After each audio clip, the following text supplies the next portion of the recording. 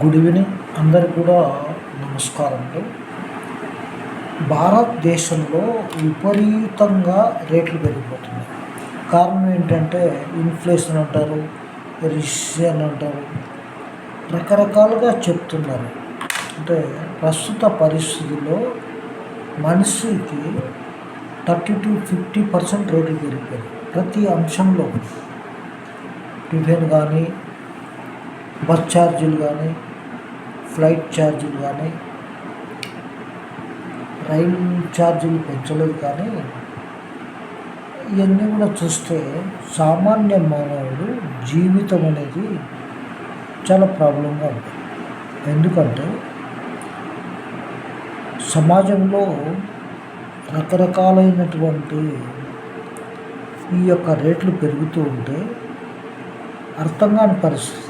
అప్పులు చేయడం, credit card తీసుకోవడం, ఇలాంటి ఏదో అన్ని రకాలైనటువంటి పరిస్థితులను చూస్తూ ఉన్నాము.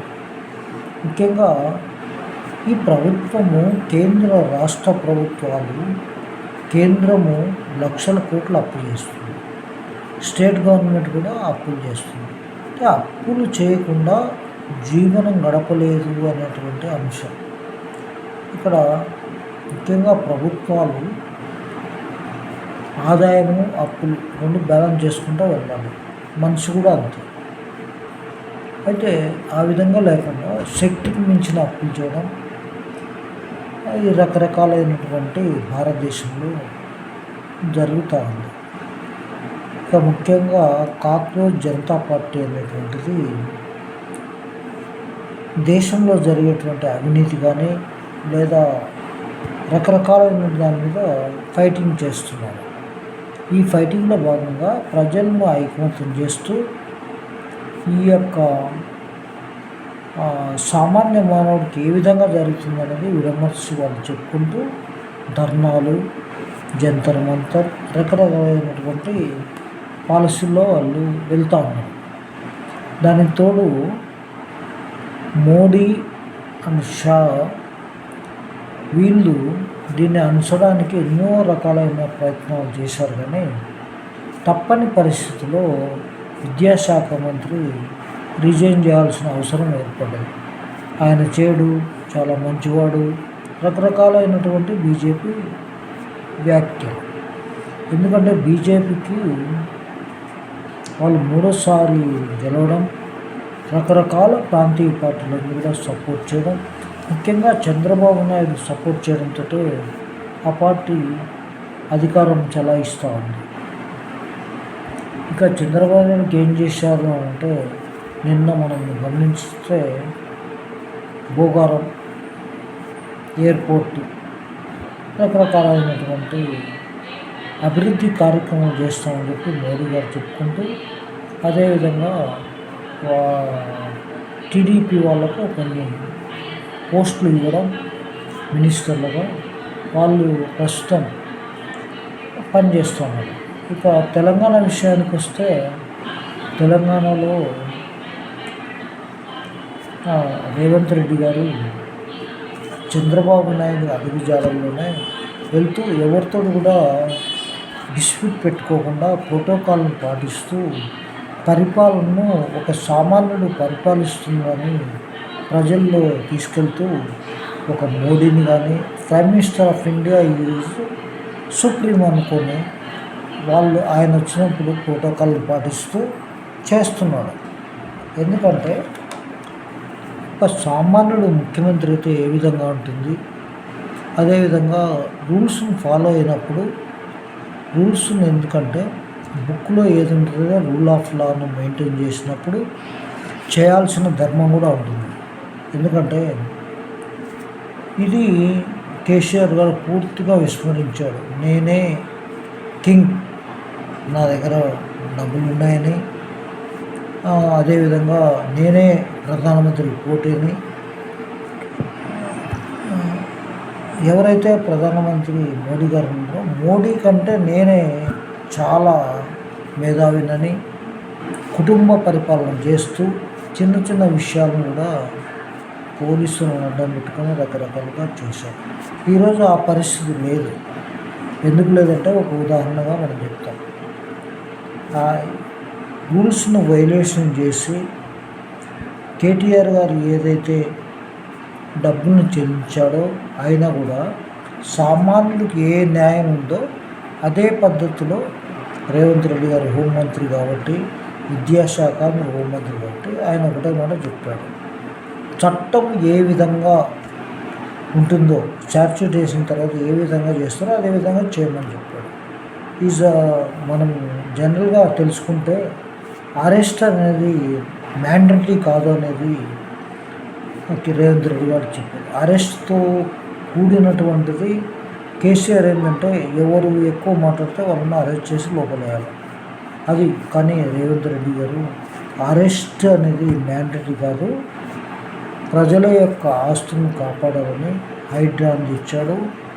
అదేవిధంగా రకరకాలైనటువంటి ఈక్వేషన్ తోటి రేవంత్ రెడ్డి కామన్ మెన్గా ప్రజలకు సేవ చేసే ప్రయత్నం చేస్తూ ఉన్నాడు. అది దాంట్లో మనం చూసుకుంటే కాళేశ్వరం మనం గత 2-3 రోజులు 4 రోజుల నుండి గమనిస్తే కాళేశ్వరం గురించి మనం మాట్లాడుకున్నట్లయితే కాళేశ్వరం అనేటువంటి ప్రాజెక్టు నిరుపయోగమైనటువంటి 1,00,000 కోట్లు పెట్టి ఒక గ్రావిటీ ద్వారా చాలామంది మేధావులు చెప్పడం జరిగింది. గ్రావిటీ ద్వారా నీళ్ళు ఇచ్చి ఇప్పుడు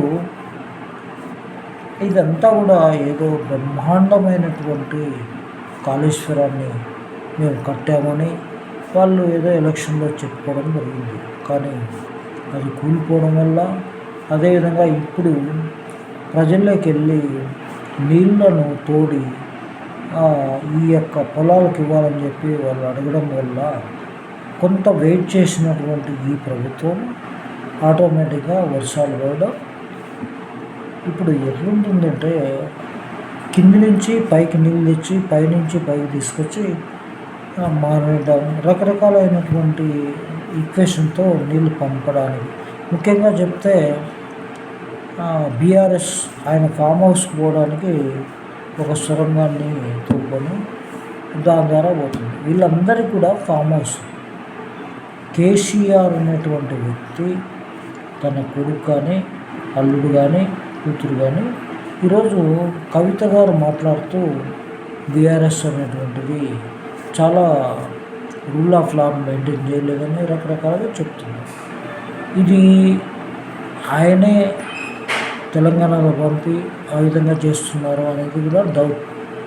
ఎందుకంటే నిన్న కాక మొన్న ఒక కేసు ఏదైతే ఈ అనేటువంటి దాంట్లో వచ్చినప్పుడు కేటీఆర్ గారు కామన్ మెన్ లాగా సమన్లు పంపించారు. వెళ్ళాడు కోర్టుకు. అక్కడ వాళ్ళు పోలీసు వారు అందరికీ ఏ విధంగా చేస్తారో ఛార్జ్షీట్ ఫైల్ చేశారు. దాంట్లో మళ్ళీ డేట్ ఇచ్చారు. That is the procedure. కానీ గతంలో ఏది మాట్లాడినా మ్యాండేటరీగా అరెస్ట్ చేయడానికి రాసేయడమే, పోలీసు వాళ్ళు రాసేయడం, పంపించడం జైలు 14 రోజులు పంపిస్తూ ఉన్నారు. కానీ రేవంత్ రెడ్డి గారు ఆ పద్ధతి లేదు.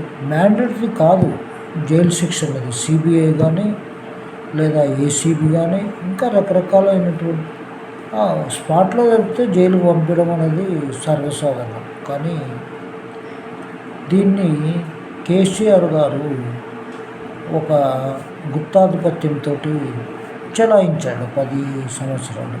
ఇప్పుడు ఆ విధంగా అయిన పరిస్థితి లేదు.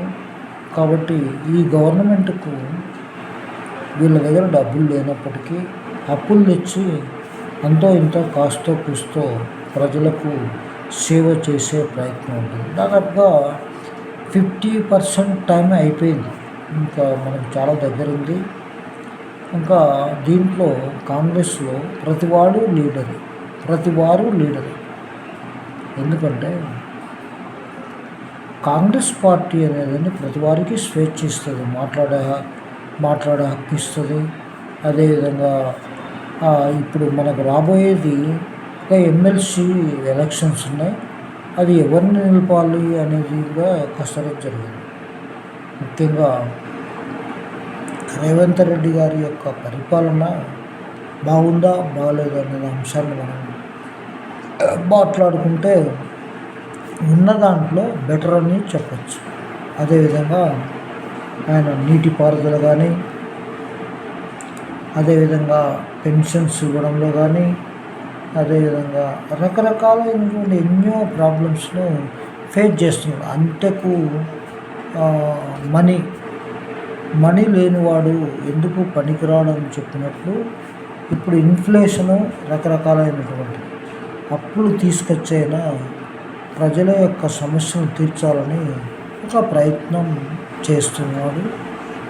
ఆయనకు మనం సీఎం గారికి best of luck. Present CM Revanth Reddy గారు బెస్ట్ లక్ చెప్తూ ప్రజలు చాలా మటుకు అర్థం చేసుకున్నారు.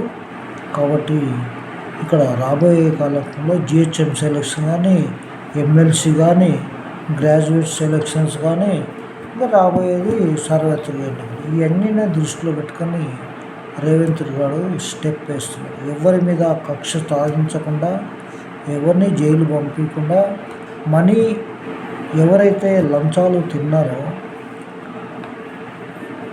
గవర్నమెంట్లో ఉన్నటువంటి ఎంప్లాయీస్ లంచం తింటే వారికి ఏ విధమైన శిక్ష ఉంటుందో మినిస్టర్స్ కూడా ఈజ్ ద సర్వెంట్. వాళ్ళకు మినిస్టర్ కానీ, సీఎం కానీ, ఇంకా మిగతా వాళ్ళు ఎవరు ఏ విధంగా తిన్నారో వాళ్ళకు రికవర్ చేయాలనే ప్రయత్నంలో ముందడుగు వేస్తున్నాడు. దాంట్లో భాగంగా ఈ యొక్క భూములను ఏ విధంగా కబ్జా చేశారు, నిషేధ జాబితాలో 12A ఏ విధంగా చేశారు, ఇంకా అవన్నీ కూడా ఒక్కొక్కటి తీస్తున్నాడు. తీసి అసెంబ్లీలో పెట్టి వారి యొక్క అవినీతి, అక్రమాలు, దుర్మార్గాలు, వారు సంపాదించుకున్న దాని మీద ప్రజలకు చెప్పే ప్రయత్నం చేస్తూ ఆ విధంగా ముందుకు వెళ్తూ ఉన్నారు రేవంత్ రెడ్డి గారు.